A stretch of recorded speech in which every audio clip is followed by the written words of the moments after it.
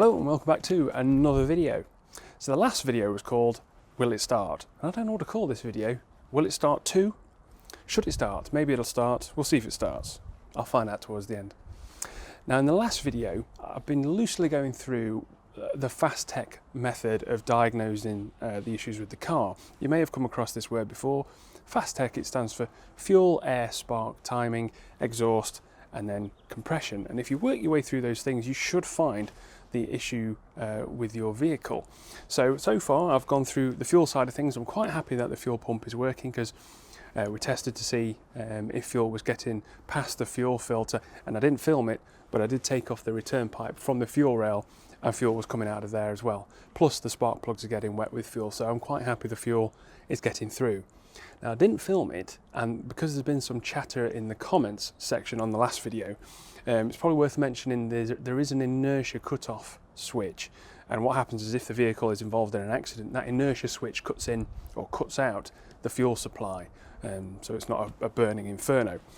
Now that is situated on the left-hand side near the ECU, and if you're not aware of it and you are having fueling issues, that could very well be what's causing you the problem, and it's a switch that pops if it senses inertia, and you just press it down and then you should be good to go. But it's not the fuel. I don't think it's the fuel. So then I looked at the air side of things, and to be honest there's not a great deal I could have tested at the time, but I did spray some ether into the inlet and some cold start stuff, and that made no difference, so I don't think it's air related. There was one comment, is it the throttle position actuator? It could be, but I think it's less likely. So then we went on to the spark side of things, and I tested the new spark plugs, and I eventually replaced all the leads and the coils as well, and so there was spark there, and there was some ignition stuff going on as well, so I'm quite happy that there's the spark there. So that brings us on to timing. So that's what I'm going to be focused on in this video. So I just want to say quickly that the comments from the last video were fantastic. Thank you so much for those. Some comments were just well-wishing ones, like good luck with the car, which is great. Some were all about the pain of the journey, because you've all been through a similar sort of thing as well, which is also great. But some were suggestions, and then there was a lot around timing. And I'm getting a sneaky feeling that when I put the cam gears back, even though the timing marks, the Tipp-Ex that I'd put on there were correct, I may have put the cam gear on the cam shaft in the wrong place on the dowel. So I'm going to check that first. Oh, also stick around because we've got a giveaway to do, and because you've been extra awesome in the last video with the comments, I've not got one but two things to give away in this video, so stick around for the draw.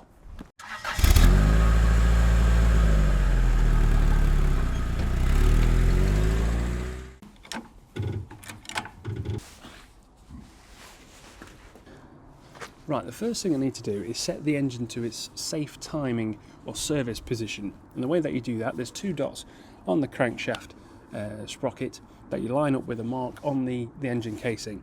And that sets the pistons at 90 degrees before top dead center or halfway down their bore. Now I can't see those because the crankshaft pulley that the alternator belt goes around is in the way, so I need to remove that first, which means slackening off the top bolt that the alternator pivots on, and also the removing one of the bolts to the adjuster that we fitted in a previous video. So the first ever video I ever put on YouTube on this channel was about getting the crankshaft bolt out, and I settled on one of these.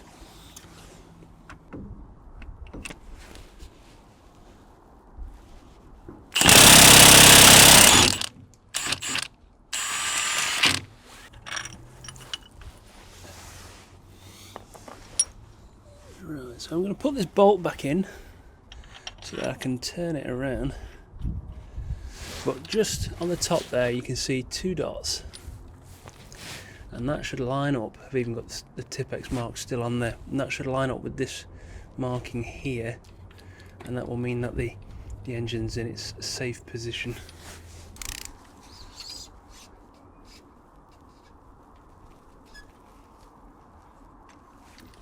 Right, so with the engine in its safe position, I can see the original Tipp-Ex marks I put on the cam gears and the outside plastic housing are all lined up, which is great, because after 2 revolutions of the engine they should all come back and sync up, which they do. So that means the cam belt went on okay, it's not skipped a tooth, it's been not been slack or anything like that. So that's great, because I've got to take that off and put that on again, so that's alright. Now at the end of the camshafts there's these metal dowels that fit into the cam gears, and they can fit into 2 positions, the inlet and the exhaust position. And I think that's what I've got wrong, at least on one side, maybe the inlet side.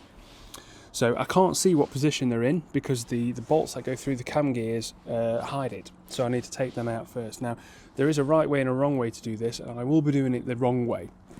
Don't judge me too harshly.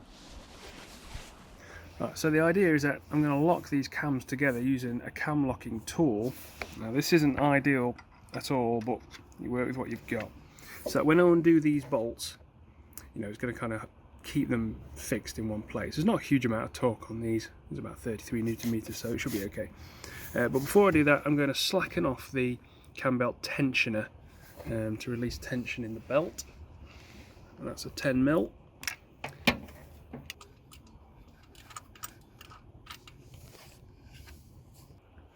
So with these bolts removed, you can see, hopefully you can see that, hang on, we can get a pointy thing.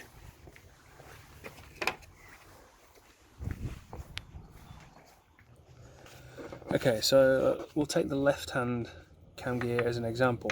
So we've got the inlet side over here and the exhaust side over here, which is fine. But what we also have, and I didn't realise at the time, you have an inlet side where the dowel's supposed to go, and an exhaust side marked EX there.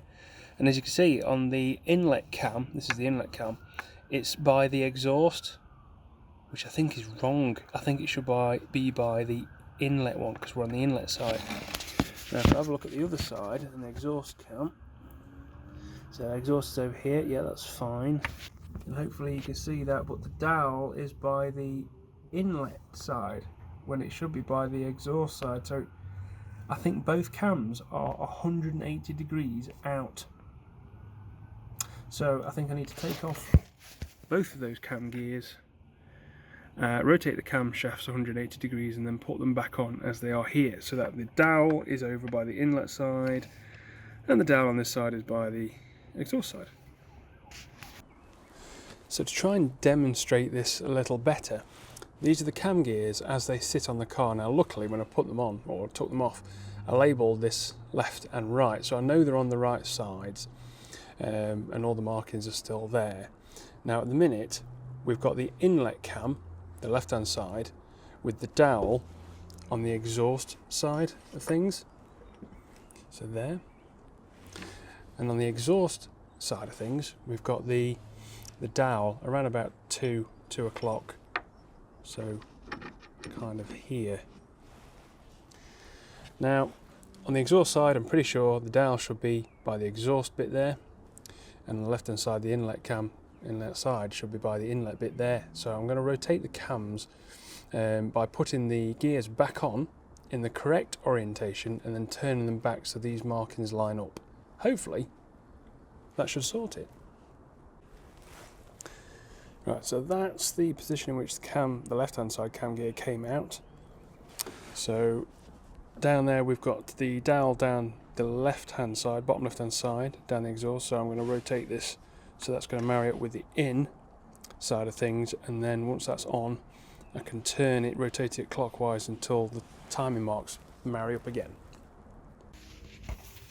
On the right hand side we've got the dowel by the exhaust side of things, and on the inlet side we've got the dowel by the inlet side of things. So now to time everything up. Right, so they're in the correct position now, so they're back to where the timing marks should be. So it's in with the cam locking tool. Now to put the belt back on. These are torqued down to 33 Newton meters, by the way. Now for the ball ache job of getting the belt back on and setting the tensioner.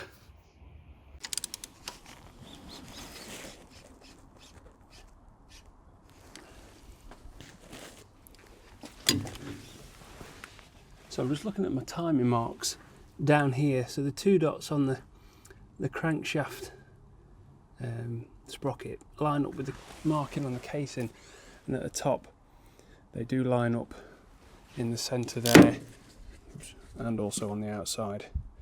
So I'm quite happy that that's all timed up. So I'll now need to put back the pulley and the alternator.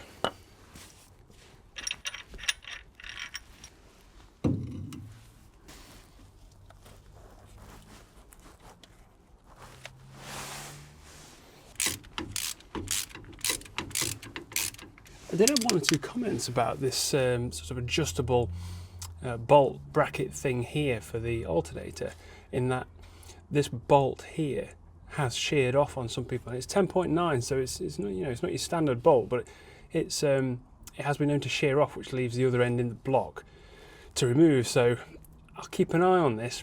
If time allows, at some point I might come back and replace this with a higher grade or higher strength bolt. But we'll see how we get on.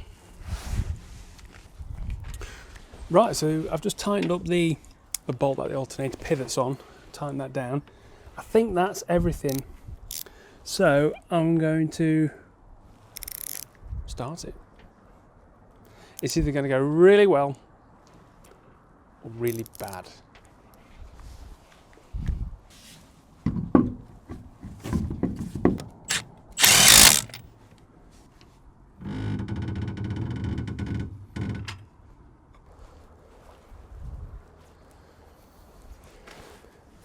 I'm going to start it, even though it might rain any second. Roof's got to come off, surely.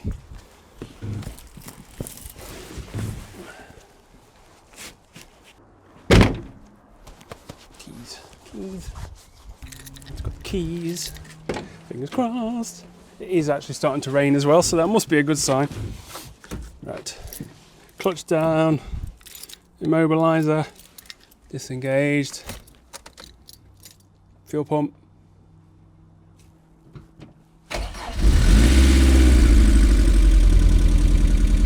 It sounds like a Panzer tank, but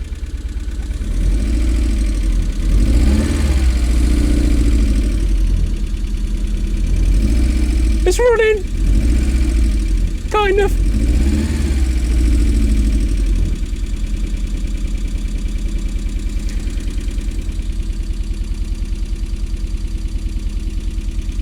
Now you'll know better than me. Does that sound normal? Is that Rover? Might be a misfire. I might be running on 3 cylinders here. But it's running! Yay!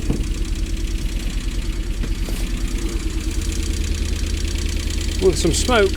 Smoke, people. Ah. Smoke.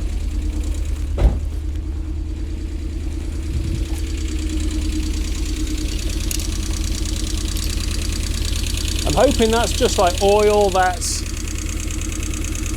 like a residue kind of thing from all the work that's been done on there. You see that smoke? But it's running.